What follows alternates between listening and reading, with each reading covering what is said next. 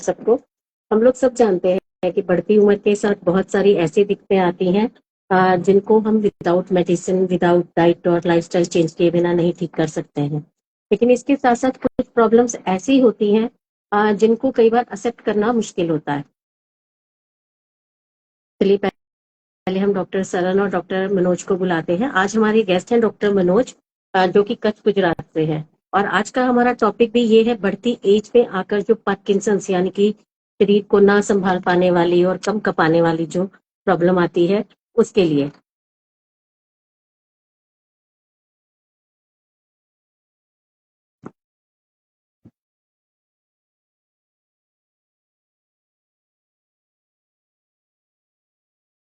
आज के हमारे जो गेस्ट है वो बहुत स्पेशल है।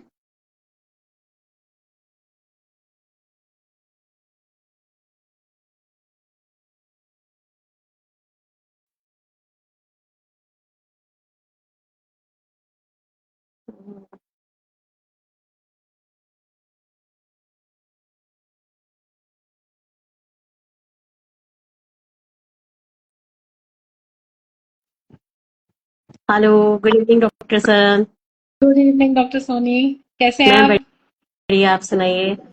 बस बढ़िया जी। डॉक्टर मनोज कनेक्ट ही नहीं कर पा रहे हैं।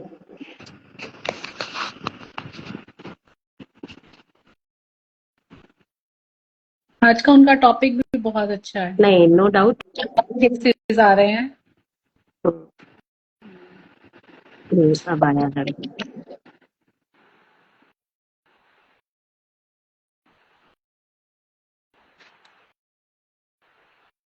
ऑनलाइन तो आ गए हैं वो, थोड़ा इनेबल टू ज्वाइन।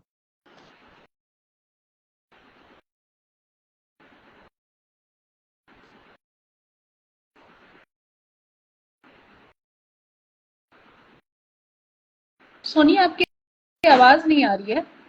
मैं बोल नहीं रही थी, आ गए हैं डॉक्टर मनोज। नहीं, बहुत लो है आपकी आवाज। गुड इवनिंग डॉक्टर साहब। Good evening. Good evening. Am I audible? Am I audible? Yes, yes. Doctor Saran आपको?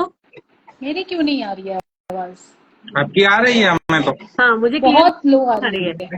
ठीक है। चलिए करें स्टार्ट।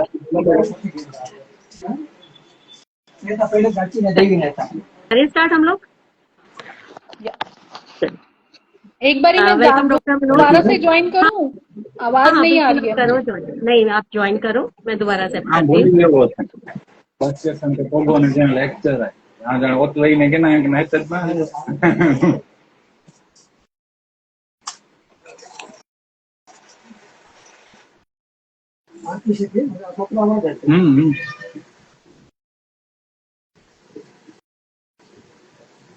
डॉक्टर मनोज, उनको वॉइस नहीं आ रहा था आपका। ओके, आपको तो आ रहा है ना? हाँ जी, हाँ जी, मुझे आ रहा है। डॉक्टर साहब। ठीक है, या ऑडिबल। चल ठीक है, चलिए स्टार्ट करते हैं। डॉक्टर साहब, आपका बहुत बहुत स्वागत है हमारे इंस्टा लाइव में। हम लोग हैं आज होम्योपैथी की। मैं फाउंडर डॉक्टर अर्चना सोनी और ये हमारे को founder doctor Saranjit Kaur and doctor समीक्षा भी हैं। आज का जो हमारा टॉपिक है वो रहेगा पार्किंसंस डिजीज, जिसमें हम होम्योपैथी का पर्सपेक्टिव बताएंगे। डॉक्टर साहब हमें बताएंगे उनके क्या क्या एक्सपीरियंस रहे हैं और अपना नॉलेज शेयर करेंगे। डॉक्टर साहब, ओवर टू डॉक्टर सर। हाँ जी। डॉक्टर साहब, मैं ये पूछना चाहूंगी कि ये पार्किंसंस होता क्या है और अर्ली साइंस एंड सिम्टम्स क्या होते हैं इसके? ओके, देखिए एक तो बहुत बढ़िया टॉपिक है जिसके ऊपर हमारे देश में, भारत में बहुत कम अवेयरनेस है।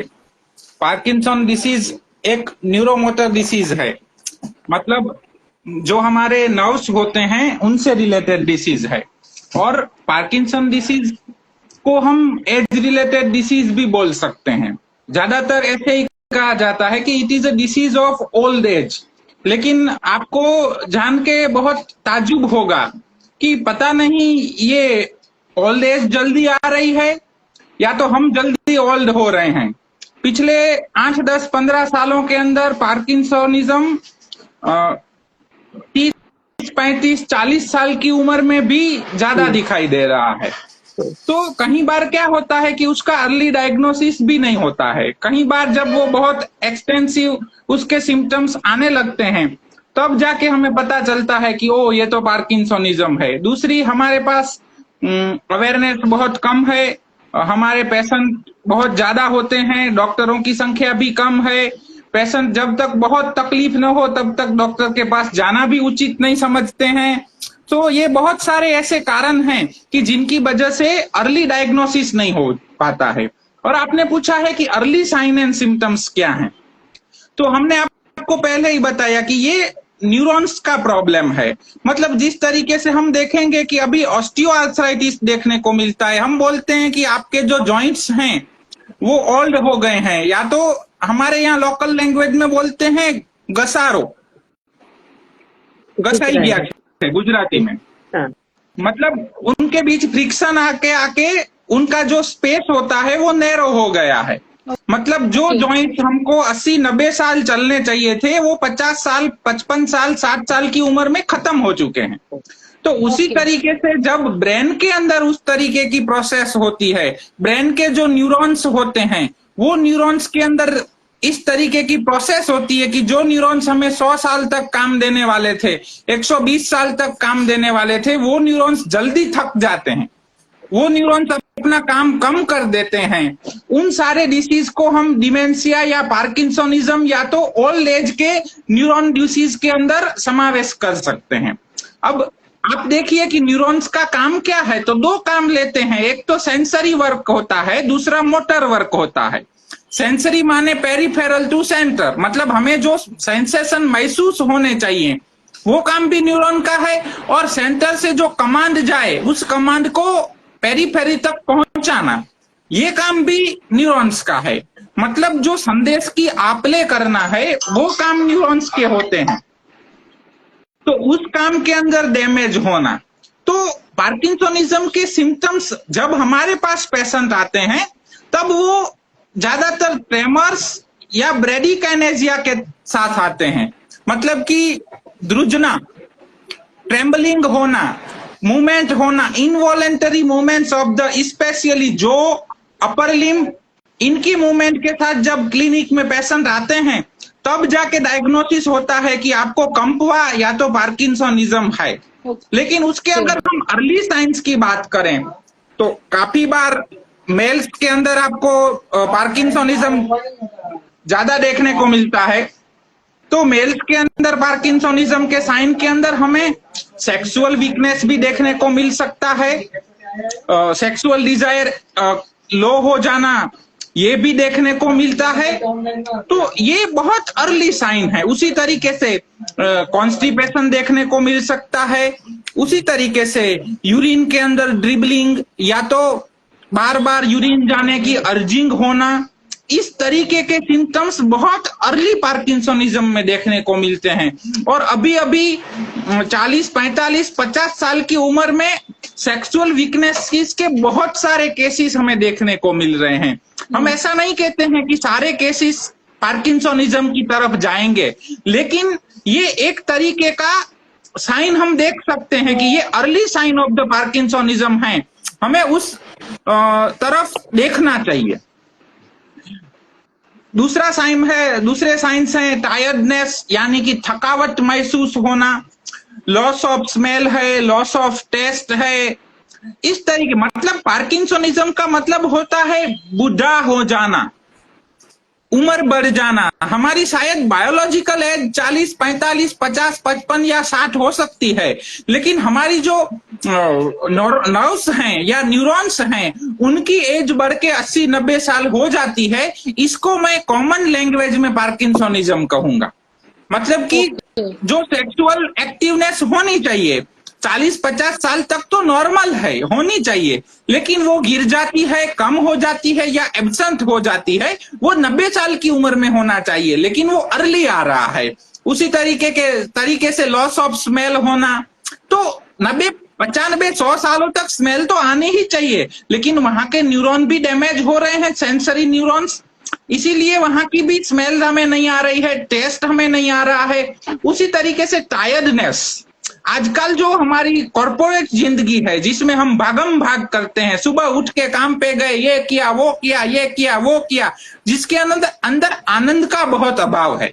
और इस जिंदगी के अंदर काफी सारे लोग टायर्डनेस को महसूस करते हैं, उनको बहुत थकावट महसूस होती है। तो दूसरे साइन के साथ अगर टायर्डनेस भी मिलती है तो हम वहां से भी पार्किंसोनिज्म की तरफ देख सकते हैं, ये भी एक अर्ली साइन है। इसके अलावा एक साइकोलॉजिकल साइन देखें तो फटीग, सैडनेस एंड डिप्रेशन।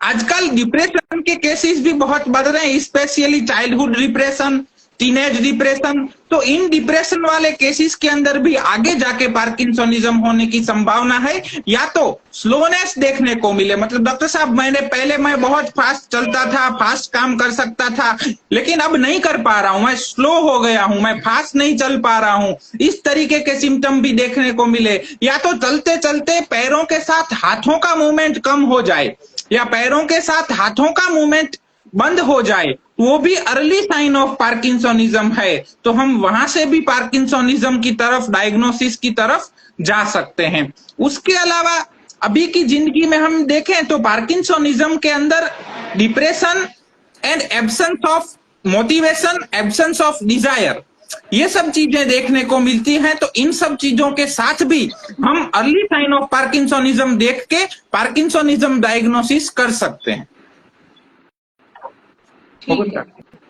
तो मतलब हमारे पास जब से यूरिनरी के इन्फेक्शन या मतलब हमारे पास पेशेंट्स आते हैं, जैसे आपने कहा कि यूरिनरी सिम्टम्स होंगे या टायर्डनेस होगी या सेक्सुअल डेबिलिटी होगी, तो उसमें हमारे को मतलब बाकी की डिफरेंशियल डायग्नोसिस के साथ साथ इसको भी कंसिडर करना चाहिए कि ये भी कॉज हो सकता है अर्ली साइंस एंड सिम्टम्स में।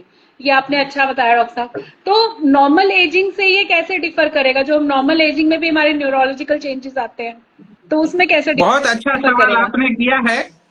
और होम्योपैथी के अंदर मैं आपको बताऊंगा प्रिकॉसिटी या तो प्री मैच्योर ओल्डनेस।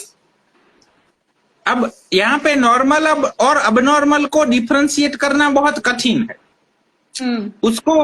उसको क्या है कि हम इस बेस पे कर सकते हैं कि जिससे पेशेंट का वेलबींग अफेक्ट हो रहा है कि नहीं हो रहा है। मतलब आजकल की जो शादियों की उम्र है, 25-30 साल की उम्र में शादी हो रही है, और उसके बाद सडनली 35-40 साल की उम्र में अगर पेशेंट सेक्सुअल डेबिलिटी के साथ प्रेजेंट होता है तो उसके वेलबींग को अफेक्ट हो रहा है।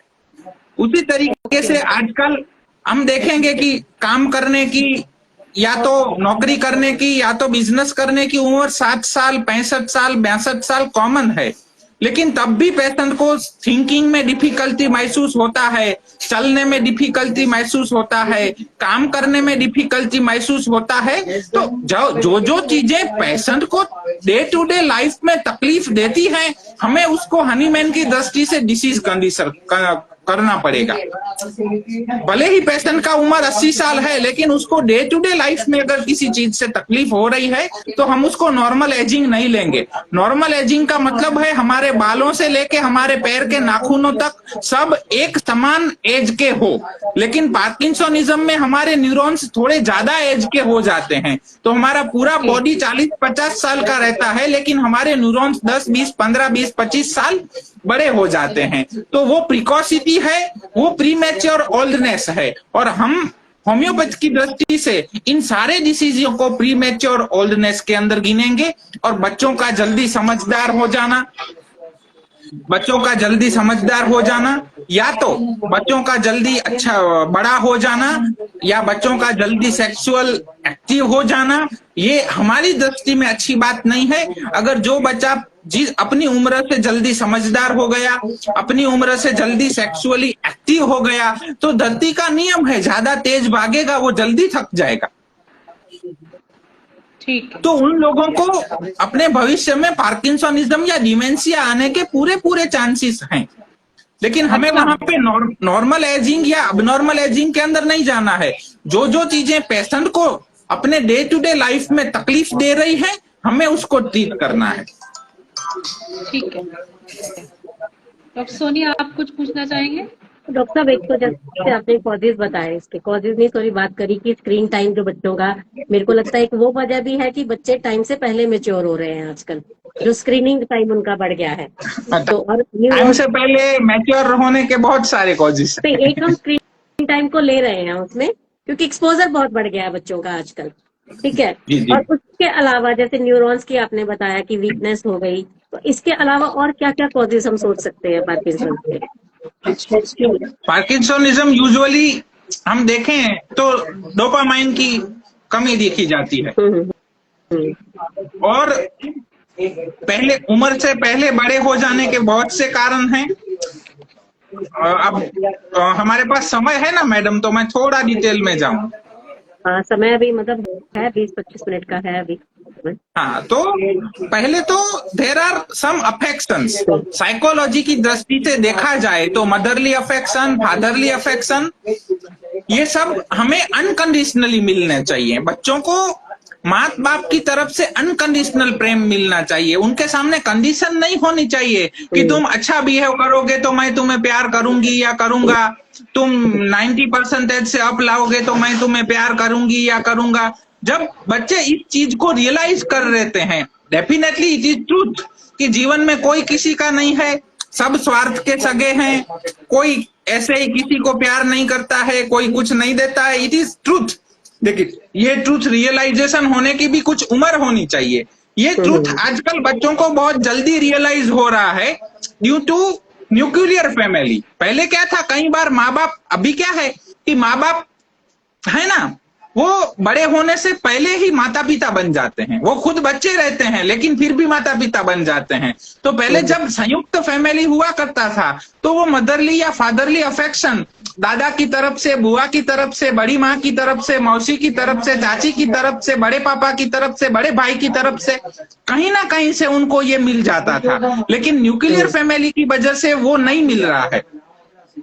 तो क्या होता है कि वो बच्चे बहुत जल्दी रियलाइज कर लेते हैं कि दुनिया में कोई किसी का नहीं है। दूसरा, हम भी अपनी जिंदगी से बहुत थके हारे घर में आते हैं तो कई बार बाहर का फ्रस्ट्रेशन, बाहर की बातें, रिलेशन की जो बातें होती हैं, मतलब तुम्हारे चाचा ने तो ऐसा कर दिया, भैया ने ऐसा कर दिया, मौसी ने ऐसा किया, बुआ ने ऐसा किया, दादा ने हमारे साथ अच्छा नहीं किया, ये सब चीजें भी हम बच्चों के सामने ही डिस्कस करते रहते हैं। तो जो ऐसी चीजें हम जब बच्चों के सामने डिस्कस करते हैं तो वो उनके ऊपर बहुत अफेक्ट करती है। उसकी भी एक उम्र होती है उनके साथ डिस्कस करने की या उनके सामने डिस्कशन करने की। ये सब चीजें उनके सामने डिस्कशन नहीं होनी चाहिए। तीसरी बात जो आपने बताई कि स्क्रीन टाइम, तो जो आजकल मूवीज आती हैं, सीरियल्स आती हैं या तो रील्स देखने को मिलती हैं, उसमें कोई ऐसा नहीं होता है ना कि इस तरीके की मूवी, सिर्फ इस तरीके की सीरियल्स या इस तरीके की मूवीज, वो बहुत ब्रॉड स्पेक्ट्रम है कि 18 साल से बड़े या 18 साल से छोटे वाला। लेकिन 2 साल, 5 साल, 7 साल, 8 साल, 12 साल, 15 साल, सब 18 साल से छोटे हैं। तो सबके सामने सब कुछ एक्सपोज नहीं होना चाहिए। सब चीजें सबके लिए नहीं होती हैं, फिर भी बच्चों के सामने वो स्क्रीन टाइम के कारण आ जाता है और इसीलिए बच्चों के ऊपर उसकी गहरी इफेक्ट होती है और बच्चे उम्र से पहले बड़े हो जाते हैं। दूसरी चीज, सब चीजों का, सब डिसीज का, खास करके पार्किंसोनिज्म और डिमेंशिया का एक बहुत बड़ा कारण अगर होम्योपैथी की दृष्टि से हम देखें तो वो प्रेम की कमी है, आनंद की कमी है। जीवन में जब मजा की कमी होती है, आनंद की कमी होती है, प्रेम की कमी होती है, तब हम बहुत सैडनेस को फील करते हैं, लोनलीनेस को फील करते हैं, फ्रस्ट्रेशन को फील करते हैं। और ये सब फील होते हैं तो अपने दिमाग के अंदर डोपामिन कम हो जाता है और कॉर्टिजोन बढ़ जाता है। इसी के कारण ये जब लॉन्ग टाइम तक ऐसी स्थितियां रहती हैं तो उस स्थितियों के अंदर पार्किंसोनिज्म जैसे डिसीज का आना तय हो जाता है। हम उम्र से पहले बड़े हो जाते हैं। छोटी उम्र रखने के लिए या तो अच्छी उम्र रखने के लिए आनंद जरूरी है, प्रेम जरूरी है, और जब अनकंडीशनल प्रेम हमें मिलता रहता है तो हमारी उम्र नहीं बढ़ती है। लेकिन जब प्रेम कम हो जाता है तो हम तुरंत बुढ़े हो जाते हैं, ऐसा हमारा मानना है। ये एक थियोरी है, इसका कोई साइंटिफिक एक्सप्लेनेशन हमारे पास नहीं है, लेकिन बहुत सारे केसेस के अंदर हमने ये ऑब्जर्व किया है।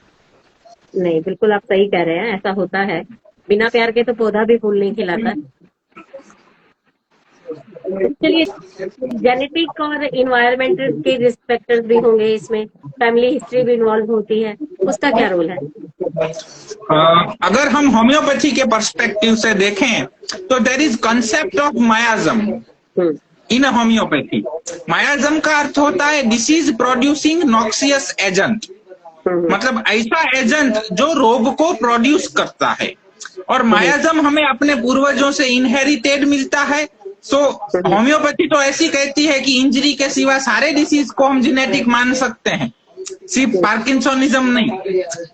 और जेनेटिक्स डिसीज होते हैं उनको जब एनवायरमेंट मिलता है तब कुछ जनीन प्रभावी हो जाते हैं, और जो जनीन प्रभावी होते हैं उन जनीनों का हमें एक्सप्रेशन देखने को मिलता है।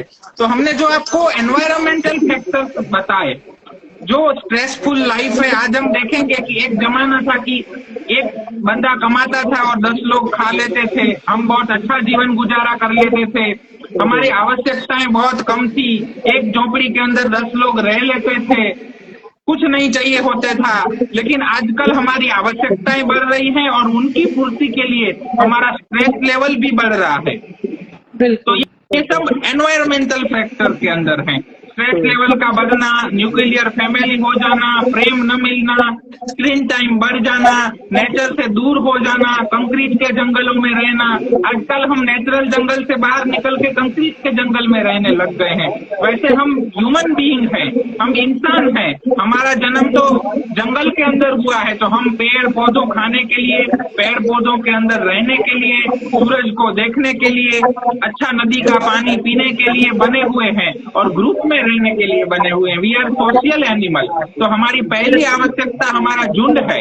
लेकिन जब हम अपने झुंड से दूर हो जाते हैं, बीइंग अ मैमल, हम अपने झुंड से दूर हो जाते हैं तो हम स्ट्रेस फील करने लगते हैं, और उसी स्ट्रेस के अंदर पार्किंसोनिज्म होता है। तो जो भी वेस्टर्न कल्चर है या तो वेस्टर्न जो भी कंट्रीज हैं, उन कंट्रीज के अंदर इंडिया के सापेक्ष में पार्किंसोनिज्म ज्यादा देखने को मिलता है, क्योंकि हमारे पास अपना एक सोशल ढांचा है। आज भी वो ढांचा टूटा फूटा लेकिन है, जबकि वेस्टर्न के पास नहीं है, लेकिन हम भी भूले जा रहे हैं। अगर हम अकेले होते जाएंगे, कुटुंब परिवार समाज को छोड़ के अकेले जिएंगे, तो पार्किंसोनिज्म और डिमेंशिया का शिकार जरूर होंगे। ये सब एनवायरमेंटल फैक्टर। ओके, ये आपने बोला। तो मतलब डायग्नोज कैसे करेंगे? हमारे पास पेशेंट आता है फर्स्ट लेवल पे कुछ सिम्टम्स लेके, तो हम उनको डायग्नोज कैसे करेंगे कि this is leading to Parkinson's और समथिंग? क्या डायग्नोसिस रहेगा उनका? ज्यादातर पार्किंसोनिज्म क्लिनिकली डायग्नोसिस होता है, और हमारे पास पेशेंट सेकंड स्टेज में खुद ही डायग्नोस करके आते हैं कि ट्रेमर्स आ रहे हैं, 40, 50, 60 साल की उम्र है और ट्रेमर्स आ रहे हैं, इनवॉलंटरी मूवमेंट हो रहा है, खाना खाने में, पानी पीने में दिक्कत हो रही है। खास करके हमारे गांव देहात में पेशेंट बोलता है, सर चाय नहीं पी सकता हूं मैं, क्योंकि वो चाय पीने के लिए उनको इस तरीके से पकड़ना पड़ता है, और तब जाके उनको ट्रेमर ज्यादा होने लगते हैं। मेरे से सिग्नेचर नहीं हो पा रहा है। ज्यादा जो पढ़े लिखे लोग होते हैं, ऑफिसर कक्षा के लोग होते हैं, तो उनको बोलते हैं कि सिग्नेचर नहीं हो पा रहा है। तो जब इस तरीके के सिम्टम हमें देखने को मिलते हैं तो हम क्लिनिकली पार्किंसोनिज्म डायग्नोसिस कर सकते हैं। ओके, और अगर आपको इन्वेस्टिगेशन के अंदर जाना है तो MRI करवा सकते हैं। उसके अंदर हमें एज रिलेटेड चेंजेस और एट्रोफी ऑफ सेरेब्रम और सेरेबेलम देखने को मिल सकता है। ठीक है, हाँ जी, ठीक है सर, ठीक है। आपने टेस्ट टेक्निक्स तो ये बता दिए और डायग्नोसिस भी बता दिया आपने, पर हमारे पास जैसे डिफरेंशियल डायग्नोसिस में आ जाता है कि थायराइडिज्म में भी ट्रेमर्स होते हैं कि हाइपरथायरॉयडिज्म में, तो वो फिर हमारे को वही टेस्ट से ही कंफर्म करना पड़ेगा कि इसको हाइपरथायरॉयड है या मतलब दूसरे सिम्टम के साथ कंपेयर कर सकते हैं। वेट लॉस देखने को मिलता है, हाई टेम्परेचर देखने को मिलता है, तो हम हाइपरथायरॉयड की तरफ जाएंगे। लेकिन पेशेंट के अंदर स्लोनेस देखने को मिलता है, स्लगिश स्पीच देखने को मिलता है, उसका गेस्चर पोस्चर सब स्लो देखने को मिलता है, तो हम पार्किंसोनिज्म की तरफ जाएंगे। Okay okay, That's good. हमारे गुरुजी ने सिखाया है, अच्छा डॉक्टर वही है जो कम टेस्ट करवाता है। बिल्कुल। और आजकल तो अभी दुनिया ऑपोजिट सोचती है कि जो डॉक्टर टेस्ट की सीरीज लिख रहा है वो सबसे अच्छा डॉक्टर है, बिल्कुल जितने टेस्ट लिख रहे हो उतना मतलब ये डॉक्टर ने सही हमें बढ़िया कहा। डॉक्टर है।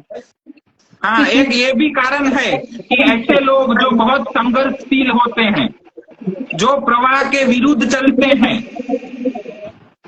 उन लोगों के अंदर पार्किंसनिज्म आने की संभावनाएं ज्यादा है। पूरी दुनिया टेस्ट की तरफ जाती है और आप टेस्ट के विरुद्ध जा रहे हैं। पूरी दुनिया मटेरियल की तरफ है और आप डायनेमिक की बात करते हैं। लोग पैसे के पीछे भागते हैं और आप मोरल की बात करते हैं। तो ये सब आप सूचित करता है कि आप संघर्षशील व्यक्ति हैं और भविष्य में आपको पार्किंसनिज्म आने की पूरी संभावना है। बिल्कुल बिल्कुल सही। तो अभी हम क्या ट्रीटमेंट ऑप्शंस, वैसे अगर देखे जाए तो क्या ट्रीटमेंट ऑप्शंस क्या रहती हैं इसके लिए फिर? ओके, ट्रीटमेंट के लिए बहुत वेरियस एस्पेक्ट हैं। पहले तो इस तरीके के डिसीज हैं, इन डिसीज को हम मैनेजेबल डिसीज के अंदर रखते हैं, क्योरेबल डिसीज के अंदर नहीं रखते हैं। तो हमें पेशेंट को ये समझाना पड़ेगा कि हम आपको क्योर करने के लिए दवाई नहीं दे रहे हैं, हम इसको कंट्रोल में रख सकते हैं, इसकी प्रोसेस को धीमा कर सकते हैं, आपकी लाइफ अच्छी हो पाए, आप अच्छा जीवन जी पाए। इस तरीके का हमारा इस केसेस के अंदर रोल है।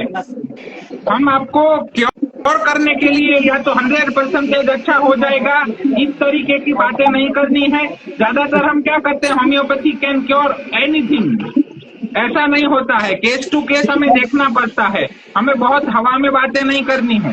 पेशेंट को क्लियर कट समझा देना है हमें कितना अनुभव है। स्पेशली हमारे जैसे लोग जो शुरुआती प्रैक्टिशनर हैं, तो हम समझा देते हैं कि हमारे पास बहुत कम केसेस हैं, क्योंकि हमारी प्रैक्टिस को भी 3-4 साल ही हुए हैं। तो पार्किंसनिज्म को तो 5-5, 10-10, 25-25 सालों तक मैनेज करना होता है। तो हमारे पास जितना अनुभव है उससे हम आपको बेटर करने का प्रयत्न करेंगे, आपकी मदद करेंगे। हम हमारे जो गुरुजी हैं, जो सीनियर प्रैक्टिशनर हैं, उनके साथ रेफरेंस करके आपके केस में हमसे हो पाए उतनी मदद करने का प्रयत्न करेंगे। हमारी किसी मेडिसिन में लिखा गया है कि ये ट्रेमर्स में यूज होती है या तो पार्किंसनिज्म में यूज होती है, that doesn't mean that medicine cure that disease. बिल्कुल, हाँ जी। तो पहले पेशेंट को अवेयर करना है, समझाना है, और उसके बाद उसको लाइफस्टाइल मॉडिफिकेशन करना है। इस तरीके के केसेस में lifestyle modification is first treatment. हमें पेशेंट को योगा, मेडिटेशन, प्राणायाम, उसको नेचुरल जीवन जीना है और स्ट्रेस फ्री लाइफ किस तरीके से हो पाए उसकी तरफ गाइड करना है। अंग्रेजी में कहा जाता है there is joy of giving. हम हमारी प्रैक्टिस में पेशेंट को ये बहुत एडवाइज करते हैं। और आप देखें तो हमारे भारतीय संस्कृति के अंदर ये चीजें बहुत गहरे से दी गई हैं। मतलब जब हम किसी को कुछ देते हैं ना, निस्वार्थ भाव से किसी की मदद करते हैं, तो हमारे ब्रेन के अंदर डोपामीन, ऑक्सीटोसिन, सीरोटोनिन, इस तरीके के केमिकल्स बढ़ते हैं और उसके फीडबैक मैकेनिज्म के अनुसार जो कॉर्टिजोन होता है वो कम होता है। तो हम पेशेंट को बोलते हैं कि आप एक नियम ले लो, हर रोज चींटियों को खिलाओगे, मछलियों को खिलाओगे, कुत्तों को खिलाओगे, गायों को खिलाओगे, या तो किसी जरूरतमंद व्यक्ति की कोई मदद करोगे जैसे तुमसे हो पाए, तो वो जॉय ऑफ गिविंग होता है। ऐसा नहीं है कि कोई कर रहा है तो उसको पैसे दे दो, तुम्हारे हाथ से ये काम होना चाहिए, तो उसको जॉय ऑफ गिविंग मिलता है। उसका स्क्रीन टाइम कम करवाना है। पेशेंट को बोलना है कि कोई बात नहीं, हमें प्रेम की कमी हुई है, परमात्मा सबको प्रेम देते हैं, उनसे प्रेम लो और लोगों को प्रेम बांटो, निस्वार्थ प्रेम करो। जब हमें बहुत कंडीशनल प्रेम मिलता है ना, तो हम निस्वार्थ प्रेम करना भूल जाते हैं और हमारे अंदर भी प्रेम के लिए कंडीशनिंग पैदा हो जाती है और वो कंडीशनिंग ही पार्किंसनिज्म और डिमेंशिया को जन्म देती है। तो हमें उनको गाइड करना है, सिखाना है कि निस्वार्थ प्रेम करो, लोगों उसकी सेवा करो, आपसे हो पाए उतना आप काम करो, ताकि आपके अंदर पॉजिटिव हार्मोन्स जनरेट हों, और पॉजिटिव हार्मोन्स जनरेट होंगे तो उससे पेशेंट को अच्छा होगा। उसके साथ उसको नेचर में जाने की, सूर्य देव को जल चढ़ाने की, उगते सूर्य का दर्शन करने की, सूर्योदय से पहले उठने की, रात को जल्दी सो जाने की, और लोगों के साथ घुल मिल के रहने की, ऐसी एडवाइस दे सकते हैं। उसके बाद अब दूसरी ट्रीटमेंट आती है, वो मेडिसिनल ट्रीटमेंट है। तो मेडिसिनल ट्रीटमेंट के अंदर होम्योपैथी का आप सबको मालूम ही है कि there is no specific medicine in homeopathy. Homeopathy के अंदर हमें पेशेंट का पूरा केस टेकिंग करना पड़ेगा, हिस्ट्री लेना पड़ेगा, और अकॉर्डिंग टू दैट हिस्ट्री हम वहाँ पे मेडिसिन प्रिस्क्राइब कर पाएंगे। हाँ, हम आपको कॉमन मेडिसिन का लिस्ट दे सकते हैं। नक्सोमिका है, पॉस्टिकम है, जिंकम मेटालिकम है, जलसेमियम है, स्टेपिस एग्रिया है, नेट्रम म्यूर है। इस तरीके की मेडिसिन पार्किंसोनिज्म के केसेस में कॉमनली आती हैं। जो मेडिसिन एपिलेप्सी में भी कॉमनली आती हैं, जो मेडिसिन हाइपरथायरॉयडिज्म में भी कॉमनली आती हैं। तो ये सब मेडिसिन ट्रेमर्स के अंदर कॉमन आती है, तो इन मेडिसिन को सोच सकते हैं।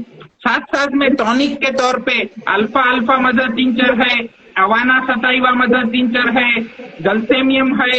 इस तरीके के जो मदर टिंचर्स हैं, इस तरीके के मदर टिंचर भी हम साथ में उनको एडिशनली दे सकते हैं। पेशेंट अगर कॉन्स्टिपेशन का शिकायत करते हैं तो हम वहाँ पे रसानिया मदर टिंचर दे सकते हैं, हाइड्रेस्टिस मदर टिंचर दे सकते हैं।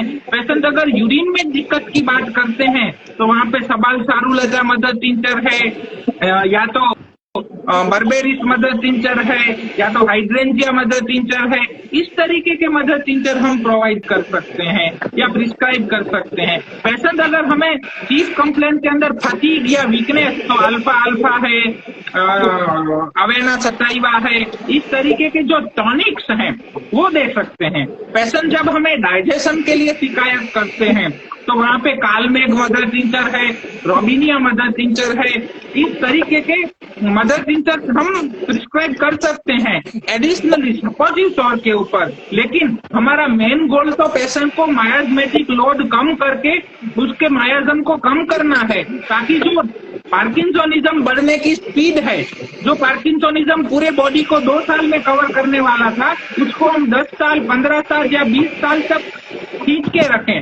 पेशेंट की उम्र जो हो गई है उससे उसकी उम्र आगे, जो उसका मेन डिसीज है प्रिकॉसिटी या प्रीमेच्योर ओल्डनेस, तो उस डिसीज की स्पीड को कम कर दें, ताकि उसके न्यूरॉन्स की उम्र जो 70 साल बढ़ गई है वो 70 से 71, 72, 64 दूसरे बॉडी के ऑर्गन के साथ बढ़े, ना कि जिस स्पीड से बढ़ रही है उस स्पीड से बढ़े। और उस केस में on end of potency selection, potency बढ़ाना, कम करना, रिपीटेशन करना, ये अकॉर्डिंग टू फिजिशियन का एक्सपीरियंस रहता है। ठीक है, ठीक है। तो मतलब इसमें हम साथ में क्या उनको फिजियोथेरेपी, ऑक्यूपेशनल थेरेपी वो भी प्रिस्क्राइब करते हैं क्या साथ में? Very good. हनीमैन कहते हैं लास्ट एपोरिज्म के अंदर there is auxiliary management of the treatment. तो हम साथ में उनको फिजियोथेरेपी कर सकते हैं, एडवाइस। दूसरे अभी आयुर्वेदा का बहुत प्रचलन हो रहा है, तो उसमें भी विद्या कर्म है, अग्नि कर्म है, इस तरीके के कर्म हैं, बस्ती है, कटी बस्ती है, नाभि बस्ती है, इस तरीके की बस्तियां भी दे सकते हैं। तो आयुर्वेद के साथ भी हम जाके काम कर सकते हैं, फिजियोथेरेपी के साथ, आयुर्वेदिक के साथ, डेफिनेटली। ठीक है डॉक्टर सोनी, आपके क्वेश्चन सब कवर हो गया। डॉक्टर साहब ने सारा इतना बोल दिया है कि सब क्वेश्चन ही मेरे रह गए हैं। तो सर मैं पूछूंगी, जैसे आपने बता दिया लाइफस्टाइल चेंजेस करना है, पार्क्स में जाइए, सूर्य नमस्कार या जो हम योगा का नेचर होता है हमारे में, तो ये सब तो जैसे डाइट और एक्सरसाइजेस। तो डाइट हम मेनली क्या कहेंगे, क्या डाइट प्रिस्क्राइब करेंगे? डाइट में हमारा बहुत क्लियर रूल है, 21वीं सदी का डाइट है कि आप क्या खाते हैं वो बहुत मैटर नहीं करता है, आपको क्या खाता है वो बहुत मैटर करता है। ओके। मतलब आपको जो चीजें खाती हैं उनसे दूर रहिए, जितना बने उतना कुदरती खाना खाइए, बिना केमिकल वाला खाइए, नेचुरल खाइए, बिना प्रोसेस करना हुआ खाइए। ओके। ठीक है, प्रोसेस फूड अवॉइड करने के लिए बोला जाएगा। ओके, ठीक है, मतलब हम हमारा जंगल में जन्मे हैं, पेड़ पत्ते खाने के लिए जन्मे हैं, फैक्ट्री में बनी हुई चीजें खाने के लिए नहीं जन्मे हैं। आजकल दिल्ली जैसे शहर में या कहीं पर भी आता ही सारा केमिकल हाँ, से बनी हुई सब्जियां आती हैं। वहां पे क्या कर सकते हैं हम लोग? ऑर्गेनिक हमसे फार्मिंग। जितना हमसे जितना हो पाए उतना। बिल्कुल। ओके, ठीक है। तो जैसे अब कोई ऐसे सपोर्ट ग्रुप्स या सपोर्ट सिस्टम्स हैं जो पार्किंसंस वालों के लिए हैं और उनके केयर गिवर्स के लिए हैं, क्योंकि सबसे ज्यादा पार्किंसंस का पेशेंट जो सफर कर रहा है वो तो कर रहा है, बट केयर गिवर भी बहुत सफर करता है उनके साथ कि उनको पूरा ध्यान रखना है। तो उनके लिए हम क्या कर सकते हैं? केयर गिवर्स को हम कैसे मैनेज करें जब हमारे पास आते हैं कि ये ऐसे कर रहे हैं, वैसे कर रहे हैं, इनसे ये हो नहीं रहा है, हम थक गए हैं इनको करते करते, तो हम उनको क्या एडवाइस कर सकते हैं? पहली एडवाइस है स्वीकार। पहली एडवाइस है स्वीकार, कि आप स्वीकार करो कि इनको पार्किंसोनिज्म है, दे आर नॉट नॉर्मल। आप भी छोटे थे तब आप भी वैसा करते थे, इन्होंने आपको बहुत अच्छे से पाला है, बिल्कुल, आपका स्वीकार किया है। इन्होंने आके हमारे पास कभी फरियाद नहीं की है कि मेरा बच्चा ऐसा करता है, वैसा करता है, मैं इसको ये करूं वो करूं, मैं कंटाल गया हूं, मेरे से मैनेज नहीं हो पा रहा है। बिल्कुल, हाँ जी, तो पहली चीज है स्वीकार। उनको सिखाना है कि अपने लोगों का स्वीकार कीजिए, उनको प्रेम दीजिए, उनको सबसे ज्यादा जरूरत प्रेम की है, सपोर्ट की है। दूसरी ओके, चीज, उनको रेस में से बाहर निकालना है। मतलब वो भी रेस में होते हैं, किस तरीके से ज्यादा कमाया जाए, अपनी लाइफस्टाइल को कैसे अपग्रेड किया जाए। अच्छा बिल्कुल, जीवन बिल्कुल, महंगा जीवन नहीं है, अच्छा जीवन साथ में जिया हुआ जीवन है। यस, ये बेसिक थिंग हमें भी स्वीकार करनी पड़ेगी, सीखनी पड़ेगी और सिखानी पड़ेगी। हनीमैन कहते हैं कि डॉक्टर और physician is a friend, philosopher and guide to the society. So हमें ये गाइडेंस पहुंचाना है कि हमें उस रेस में नहीं दौड़ना है कि दूसरा 10 घंटे काम करता है, 1 लाख कमाता है तो मैं भी 1 लाख कमाऊं। हम 70,000 कमाएंगे, 8 घंटे काम करेंगे, 2 घंटे अपने पेरेंट्स के साथ, अपने बच्चों के साथ स्पेंड करेंगे और हंसी खुशी जीवन जिएंगे। हाँ, बिल्कुल सही, बिल्कुल सही, तो हाँ उनको जी, ये बहुत गलत सिखाना बात है कि आप उसमें से बाहर निकलिए। आप एक रेस में शामिल हो गए हैं, वो वायरस नहीं कहता है लाइफ इज द रेस, तेज नहीं भागोगे तो कोई तुम्हें कुचल के आगे निकल जाएगा। कोई नहीं कुचलने वाला है। Life is not a race, life is the road. एक हाईवे है, पूरा हाईवे जिसका कोई अंत नहीं है। आप कितना भी तेज भागोगे, बहुत सारे लोग आपसे आगे ही होंगे, सबसे आगे बिल्कुल, जाने का कोई रास्ता है ही नहीं। लेकिन आपके पास जो गाड़ी है, अपने सफर का आनंद लीजिए। यस, एंजॉय द रोड बिल्कुल। Trip, yes, not the end of the हाँ, सफर पे फोकस करिए। बिल्कुल, नहीं, बिल्कुल, बहुत बस अच्छी बात कही है डॉक्टर साहब, आपने बहुत अच्छी बात कही है। Because I am premature old. कुछ क्वेश्चंस पूछे हैं। सभी पेशेंट पार्किंसंस पेशेंट के सिम्टम सेम होते हैं क्या? देखिए, जब हम डिसीज की बात करेंगे, it is a nosological name of the disease, मतलब कि एलोपैथिक साइंस के मुताबिक दिया गया डिसीज का नाम। तो उसमें हमने जो ग्रुप ऑफ सिम्टम डिस्कस किए, उसमें से 4-5 सिम्टम देखने को मिलेंगे। वेरिएबल है, कुछ में कुछ 4 सिम्टम मिले, दूसरे में दूसरे 4, तीसरे में तीसरे 4 मिलेंगे। लेकिन अगर हम होम्योपैथी की दृष्टि से बात करें तो हनीमैन के मुताबिक it is a miasmatic disease. So miasmatic disease के अंदर पर्सन टू पर्सन अलग अलग सिम्टम मिलेंगे और हमें उसी सिम्टम के मुताबिक दवाई की तरफ जाना है। बिल्कुल, सिम्टोमेटिक ही जानना है। हाँ डॉक्टर सोनी, मेरा बीच में कनेक्शन चला गया था, तो कुछ क्वेश्चन पहले भी थे, हाँ, तो वो क्वेश्चंस मुझे देखने थे। आप नहीं, एक तो वही था, एक्सरसाइज करना पार्किंसन पेशेंट के लिए हार्मफुल है क्या? हाँ जी डॉक्टर साहब। जी नहीं, वो देखना पड़ता है कौन सा एक्सरसाइज है। वो जो प्रोफेशनल होते हैं उनके पास से हमें सीखना पड़ेगा कि हमारे पेशेंट को कौन सा एक्सरसाइज करवाना है, और वही एक्सरसाइज हम करवाएंगे तो वो हार्मफुल नहीं है। एफएसआर भी कुछ नहीं करवाना है। ठीक है, ये क्वेश्चन हो गया है जेनेटिक प्रॉब्लम वाला। अच्छा, एक क्वेश्चन और है डॉक्टर कि क्या अगर सिर्फ हाथ ही कांप रहे हैं तो उसको भी पार्किंसन ही मानेंगे? एक सिम्टम से डायग्नोसिस नहीं होगा, हाँ जी, उसके साथ दूसरे सिम्टम देखने पड़ेंगे। कई बार फोकल सीजर भी होते हैं, तो उसमें भी सिर्फ एक ही मसल्स के या ग्रुप ऑफ मसल्स का ही ट्रेमर्स आता है, तो दूसरे सिम्टम देखने पड़ेंगे। साइड इफेक्ट हो जाता है। पार्किंसंस में तो होता ही होता है, एपिलेप्सी में, हाइपोथायरॉयडिज्म में, और हार्ट डिजीजेस में भी आई थिंक हाथ कप कप आते हैं। मतलब जनरल वीकनेस की भी बात करें तो उसमें भी वीकनेस से भी हाथ कांप सकते हैं। के बाद भी होता है, बिल्कुल बिल्कुल। लाइक मतलब एक सीरीज ऑफ थोड़े से सिम्टम्स हमारे पास होने चाहिए तो हम उसको काउंट करेंगे, एक क्लिनिकल डायग्नोसिस होगा। तो एक क्वेश्चन था किसी का, पार्किंसंस क्या सिर्फ बूढ़े लोगों को ही होता है? जिसको पार्किंसन होता है वो बूढ़ा है। नहीं, एज किस एज का, मतलब वो बेसिकली यही पूछना चाह रहे होंगे। इसको ओल्ड एज डिसीज कहा जाता है, लेकिन अभी बहुत अर्ली एज में भी देखने को मिल रहा है। हाँ, वो आपने बता। एक क्वेश्चन और भी है वैसे कि इसका परमानेंट सोल्यूशन होता है क्या? परमानेंट सॉल्यूशन एक ही है जो अंतिम सत्य है। चलिए, दैट मीन्स हमारी होम्योपैथी जो है वो एक टेलर मेड उनकी मेडिसिन देकर और योगा साथ में नेचर के पास रह के स्ट्रेस फ्री लाइफ लेके अपना थोड़ा सा लाइफस्टाइल चेंज करके हम पार्किंसंस को जो है वो मैनेज कर सकते हैं और अपना लाइफ स्पैन बहुत अच्छा कर सकते हैं। जैसा जिएंगे, कम तकलीफों के साथ जिएंगे, अच्छा जिएंगे, प्रोडक्टिव जिएंगे और लंबा जिएंगे।